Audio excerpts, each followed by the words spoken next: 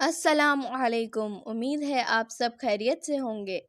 آپ تمام ناظرین کو پیارے اسلام کی طرف سے خوش آمدید۔ آج جس کہانی کو ہم آپ کے سامنے پیش کرنے جا رہے ہیں اس کا عنوان ہے فرعون اور اس کی خادمہ۔ حضور اکرم صلی اللہ علیہ وسلم شب معراج میں بیت المقدس کی طرف جاتے ہوئے مصر کے قریب ایک مقام سے گزرے تو انہیں نہایت ہی اعلیٰ اور زبردست خوشبو آنے لگی۔ آپ صلی اللہ علیہ وسلم نے حضرت جبرائیل علیہ السلام سے پوچھا کہ یہ خوشبو کیسی ہے؟ جواب ملا کہ فرعون کی بیٹی کی باندی مشتاع اور اس کی اولاد کی قبر سے آ رہی ہے۔ پھر حضرت جبرائیل علیہ السلام نے اس کا قصہ بیان کیا کہ مشتاع فرعون کی بیٹی کی خادمہ تھی اور وہ خفیہ طور پر اسلام لا چکی تھی۔ ایک دن فرعون کی لڑکی کو کنگھی کرتے ہوئے اس کے ہاتھ سے اتفاقاً کنگھی گر پڑی۔ وہ اٹھانے لگی تو اس کی زبان سے بے ساختہ بسم اللہ نکل آیا۔ اس پر شہزادی نے کہا کہ تو نے آج عجیب کلمہ بولا، رب تو میرا باپ فرعون ہی ہے، تو پھر تو نے یہ کس کا نام لیا ہے؟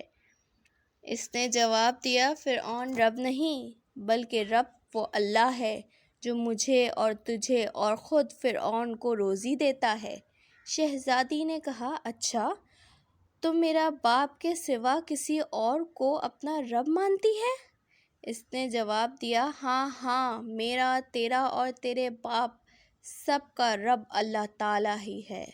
شہزادی نے اپنے باپ سے کہلوایا۔ وہ سخت غضبناک ہوا اور اسی وقت اسے برے سر دربار بلا بھیجا اور کہا، کیا تو میرے سوا کسی اور کو اپنا رب مانتی ہے؟ اس نے کہا کہ میرا اور تیرا رب اللہ تعالیٰ ہی ہے جو بلندیوں اور بزرگی والا ہے۔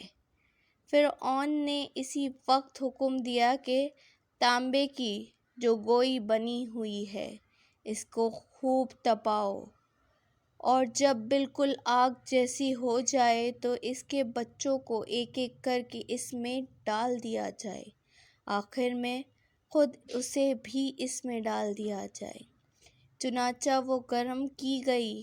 جب آگ جیسی ہو گئی تو حکم دیا کہ اس کے بچے کو ایک ایک کر کے اس میں ڈالنا شروع کرو۔ اس نے کہا، بادشاہ ایک درخواست میری منظور کرو، یہ کہ میری اور میرے ان بچوں کی ہڈیاں ایک ہی جگہ ڈال دینا۔ اس نے کہا، اچھا، تیرا کچھ حقوق ہمارے ذمے ہے اسی لیے یہ منظور ہے۔ اس کی دونوں بچیوں کو اس کی آنکھوں کے سامنے اس میں ڈال دیا گیا اور وہ فوراً جل کر راکھ ہو گئیں۔ پھر سب سے چھوٹی کی باری آئی جو ماں کی چھاتی سے لگا ہوا دودھ پی رہا تھا۔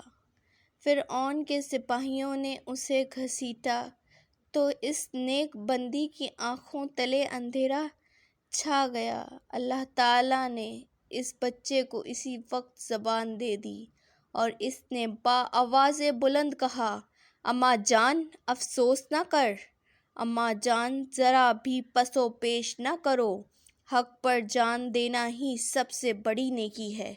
چنانچہ انہیں صبر آ گیا، اس بچے کو بھی آگ میں ڈال دیا گیا اور آخر میں ان کی ماں کو بھی اسی آگ میں جلا کر مار دیا۔ وہ خوشبو کی مہکیں اسی کے جنتی محل سے آ رہی ہیں۔ سبحان اللہ۔ ایسی مزید کہانیوں کو سننے کے لیے ہمارے ساتھ رابطہ بنائے رکھیں۔ ہمارے چینل کو لائک، شیئر اینڈ سبسکرائب کیجیے۔